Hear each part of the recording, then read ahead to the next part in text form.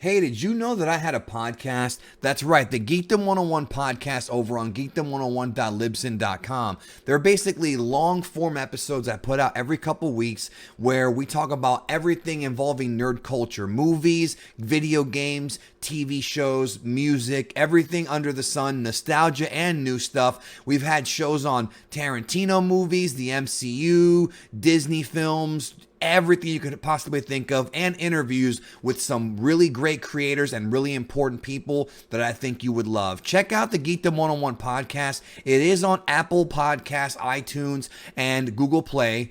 Geekdom101.libsyn.com. I promise you'll have a blast listening to the podcast. If you have a long commute or if you're at work or at the gym, the shows are over an hour, pretty much all of them, so you'll have a great time, I hope, listening to the show. I think you will. And thanks. Check it out. Once again, geekdom101.libsyn.com. The Mandalorian Season 1 is in the books. 8 episodes, 8 chapters. You can now watch the entire thing. You can binge it if you want to over on Disney Plus if you have not seen it. Or if you have seen it, you can binge it again. And to be honest with you, I think I am going to watch it again. I really love The Mandalorian. And so do a lot of Star Wars fans. There's people in the fandom menace who many folks say despise Star Wars or whatever, but yet these same people are watching The Mandalorian every week and enjoying The Mandalorian. And the reason for that is because even if you hate the sequel trilogy, even if you don't like what Disney's done with those films, or even with Rogue One or Solo, whatever, Mandalorian is something that shows respect to Star Wars. It shows respect to Star Wars fans, and most importantly, it has likable characters, and it has a story that is a good, solid story. It's not extremely overcomplicated. It's not too simple. You know, you've got this bounty hunter, this Mandalorian character, or at least guy in Mandalorian armor, and he gets caught up in a situation that is a little bit above what he was prepared for, with the child, aka Baby Yoda. And the story of Mandalorian has enough twists and turns, but it doesn't subvert you so much that you're just thrown off like The Last Jedi did. It does it in a very smart way. And all of this, I think, is totally to the credit of Jon Favreau and Dave Filoni. That is the dream team here behind this. Even though I know that J.J. Abrams and Rian Johnson love the films, that they love Star Wars. I know this. This is not a lie. They do. They like what George Lucas has built in that universe. You know, Jon Favreau and Dave Filoni, I think, in my opinion, understand Star Wars a bit more than they do. Even though JJ really likes Star Wars, I feel like they have a better understanding. Now, it's not fair, honestly, it is not really fair to compare the movies to the TV show, because with the TV show you have more time. You've got 8 episodes. Some are half an hour long. Some are, closer to an hour, 45 minutes, 43 minutes, whatever. And you have more time to kind of get those characters over and to get the audience to really fall for these characters and get invested in these characters. With the sequel trilogy, they only had 3 movies. However, that's not even a cop-out, because the original trilogy, we cared about Han, Luke, and Leia after the first movie. After A New Hope, everybody cared about Han, Luke, and Leia.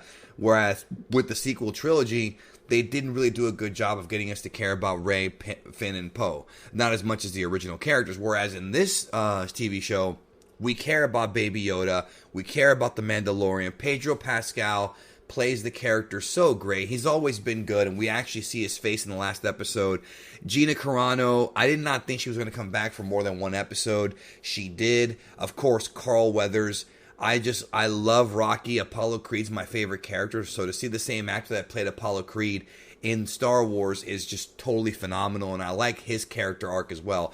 All 3 of those characters have an arc, and the Mandalorian story isn't even over yet, because there's still more to be kind of revealed. We saw a little bit of how he got wrapped up in the Mandalorian culture and kind of was trained to be a Mandalorian. We saw a little bit of it. We didn't actually see the training, but we saw that, his parents were killed when he was a kid, and then the Mandalorians kind of rescued him. And it really shows that, in the original trilogy and the prequel trilogy, the only Mandalorians we see, or at least people with Mandalorian armor, is Boba Fett and Jango Fett, and they're both villains. And it just goes to show that if you've only watched the movies, you probably think Mandalorians are just dicks, you know what I mean? That they're bad people, and that this is the only Mandalorian that's good. But you know, in this series, episode 3 and episode 8 shows other Mandalorians and goes to tell you more about their culture. A lot of that is explored in Rebels. There's a lot more stuff in there about the Mandalorians, but and I personally never really cared that much, to be honest with you. But this show made me care. But I was going to get to a point. You know, the Mandalorians are not bad people. They're not that different from the Jedi. They have their own codes. They have their own... You know, they're not really a religion like the Jedi, but they have their own sort of path they choose to walk and codes of honor. And these are things that can resonate with people. These are things that not just Star Wars fans, but, you know, people have said that Star Wars is a modern day religion. That's what people have actually said. Not in the literal sense, but it gives you all the things that religion's supposed to give you. I've seen some people say that, which is kind of a deep thing. I don't know if I agree with that fully, but I see where they're getting that from. And there are certain things, you know, in Mandalorian that kind of harken back to that. You know, it's the battle between good and evil. You know who the good guys are. You know who the bad guys are.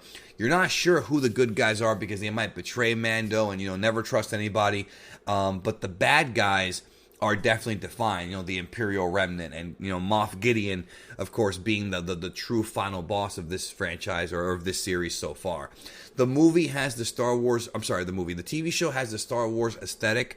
It looks like Star Wars. There's a lot of nostalgia baiting in the middle of the season, but it doesn't really continue. There are references to not just the original trilogy, but there's actual discussions of things that happen in the anime series, the Rebels and Clone Wars. So if you have seen those shows, you are rewarded by Dave Filoni because there's a storyline in Rebels that it sort of in a way continues in, you know, Mandalorian. That is the Darksaber. You know, Sabine had her whole character, this whole character story, this whole, not character story, but this whole like arc with the Darksaber in Rebels, and now we're seeing it once again in the hands of Gideon. So how did he get it? You know, really, really fantastic stuff here. Really, really, you know, eye-opening stuff. But Filoni and Favreau, I mean, Favreau wrote this whole thing with help of Filoni, and you have storylines that kind of start in the early episodes that get paid off in the end. You have, you know, really cool sort of different episodes. I really, really like the heist episode. It's probably still my favorite, episode 6. But episode 7 and 8 together as kind of a mini movie, I think that also works. IG-11 and his arc, they gave a droid an arc. Think about that. And yeah, it was reprogrammed and this, that, and the third, but they still gave him an arc. And that's crazy. I mean, every character has their arc here, and I think it works really effectively and efficiently.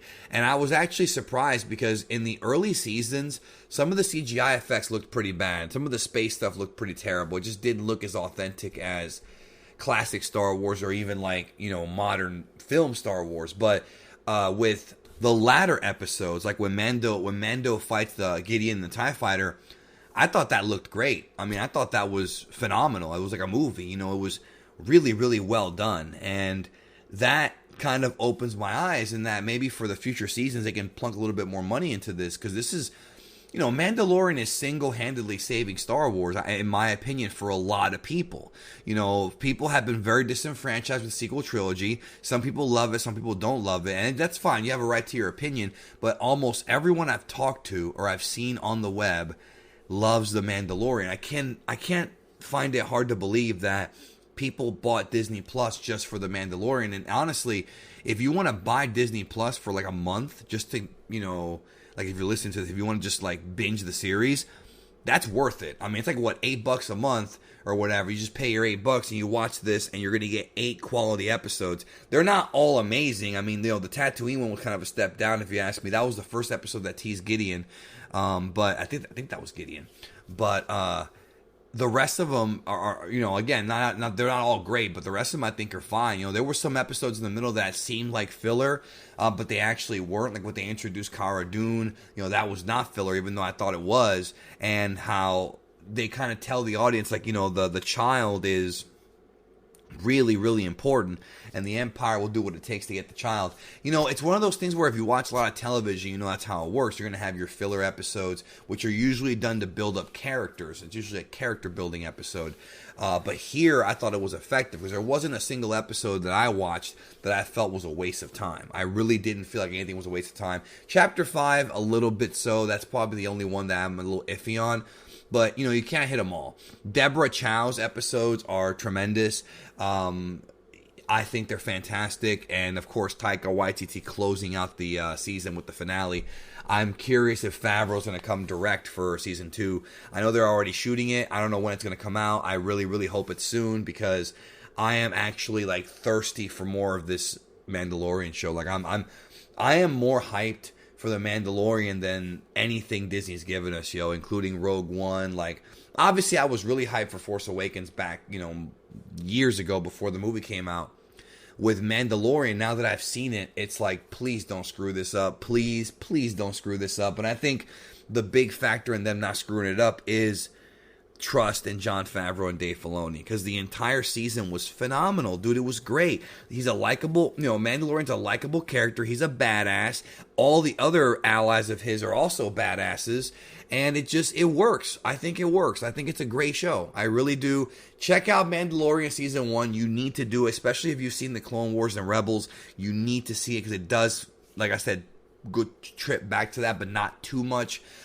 It's made for hardcore Star Wars fans, but if you're not a hardcore fan, you're still going to like it because you're going to get cool kind of Western stuff. You're going to get shootouts. You're going to get bounty hunters. That Star Wars underworld kind of feel, that grimy kind of lifestyle is really talked about and really shown in this series.